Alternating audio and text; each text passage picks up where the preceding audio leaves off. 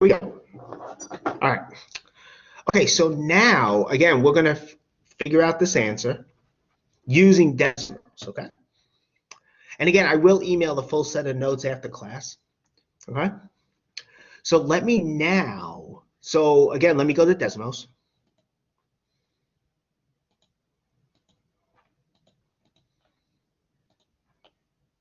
Okay. So let me start from there. So again, what we're going to do is we're going to solve that question. So we have a data set, remember? It's normally distributed with mean 10 and standard deviation 3. Okay, so you could use the keyboard. You can also type it. So let me just go to the keyboard though.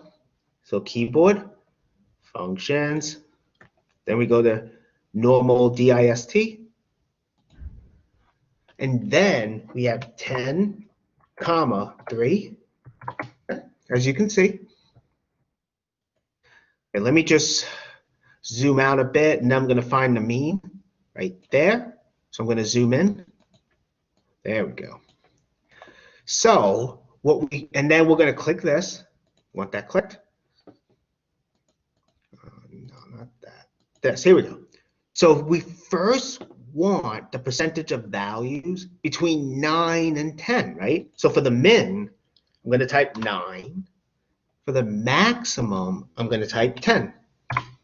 And we get this. Let me just zoom out a little bit. There we go.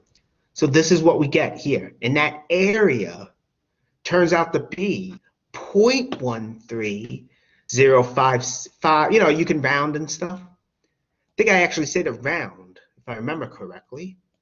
And I did, to 3 decimal places. So what we get then, the percentage is 13.056%. Again, the area, but then you have to multiply by 100. We're just looking for area. We're converting the decimal to a percent. That's all it boils down to. That's all it boils down to. Okay? All right, cool. For the next one, I think let's see what I asked, between 11 and 13. So let's do that. So for the max, I'm going to type 13. For the min, I'm going to type 11 here. And here we get this number.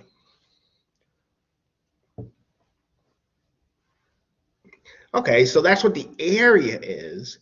And again, for percentage of data values, it has to be a percent. So all we do is take the area and multiply by 100. We get 21.079%. And I just rounded. That's what we get here. So let me go back to the notes. If I can get to the notes.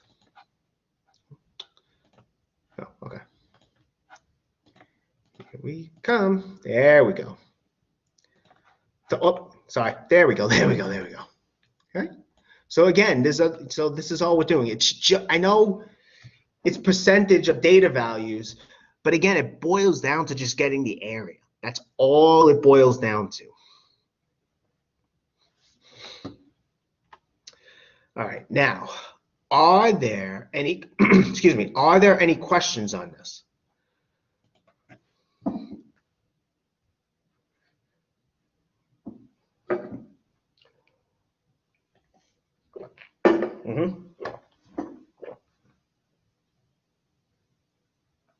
Okay. Well, decimals is nice. Don't get me wrong. I like it. But it's good to also be able to use z-scores. Okay? It's good to be able to use z-scores as well. Okay, now, so basically what we can do is this. If you want to get the percentage of data values, what we can do is the data value we have, we basically convert to its we find its z-score. Okay? It's z-score. This. And what we do is there's a table provided in the book. I did email chapter 12 of the book as well. There's a table, and what it does is it gives you the area under the graph of the standard normal distribution to the left of that z. The area under the graph to the left of that z. Okay, let me get to that table to show you what I mean.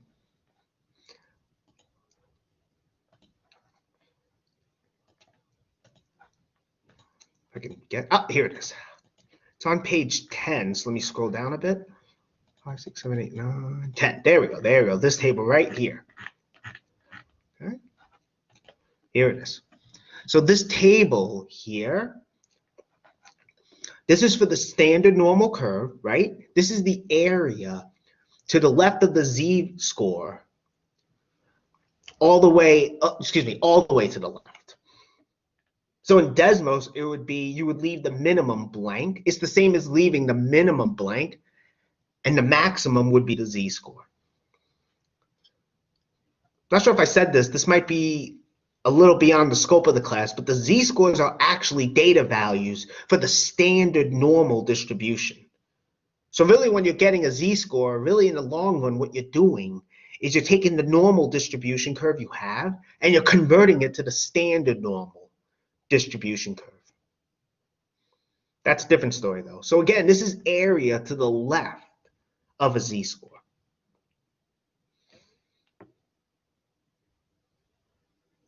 So again, this table, I did send this to you. It's on page 10 in what I sent you. It's also on Lumen, you know, the textbook. So, all right. Anyway, it's the 10th page in chapter 12. So let's get back to the notes. What we're going to do now is practice a bit with the table. Okay. So I'm going to bounce back and forth between the table and the notes here. So bear with me. All right. Here we go. All right, here we go. Here we go. All right, so again, the table gives you the area to the left of the z-score. That's what it gives you. Okay? Now, so here what we're going to do is this. Let's suppose we want to get the percentage of scores to the left of this z-score, 1.7. So let's say we want to get the percentage of scores to the left of the z-score, 1.7. So you can think of it this way. We have the example would be, let's suppose we had data that is normally distributed with mean 0 and standard normal and standard deviation 1. So it's the standard normal distribution. Or if you want, you can think of it this way: the data is normally distributed, you know, and we were able to get this z value here. We want what percentage of the data value will be to the left of this z-score. That's what we're looking for.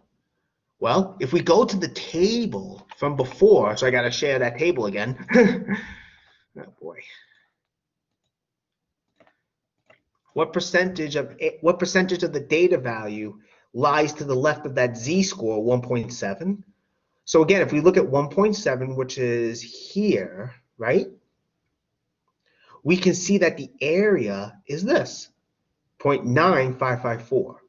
So the area to the left of that z-score under the graph is 0.9554. As a percentage, if you convert this to a percent, you would have 95.54%.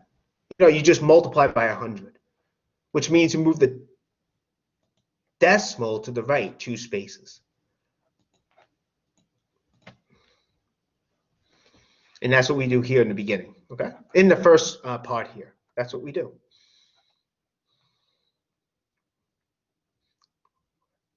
So that's what we do here.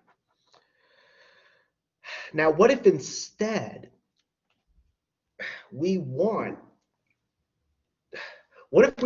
instead the percentage of scores to the left of this z-score? Negative 0.754, percentage of data, or in this case, percentage of scores, right? It's area. You're looking at area. That's what it boils down to. So here we have negative 0.754. So you would have to find this in the table. So again, I have to go to the table. Again, I don't know how to share more than one document at once. I'm not sure if there is a way to do that in Blackboard. Oh.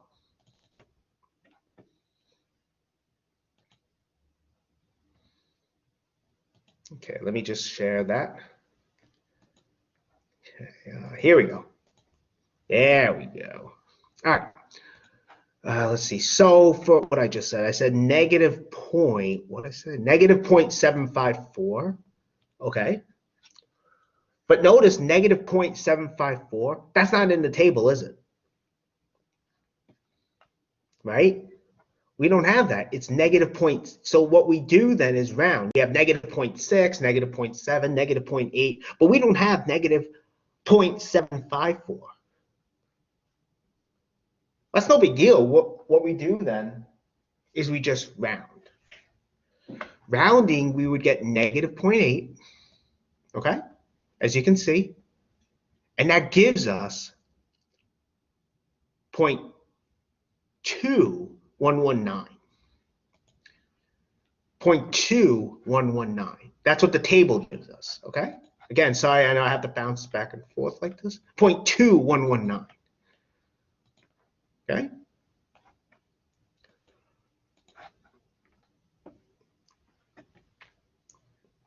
Now, so that's 0.2119. That's what we got. Again, I'm just saying here that we have to round, okay? Because, you know, this z-score is not in the table, but we round.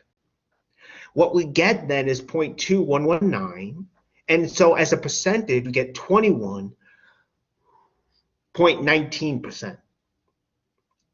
That's all we get. So that's one example.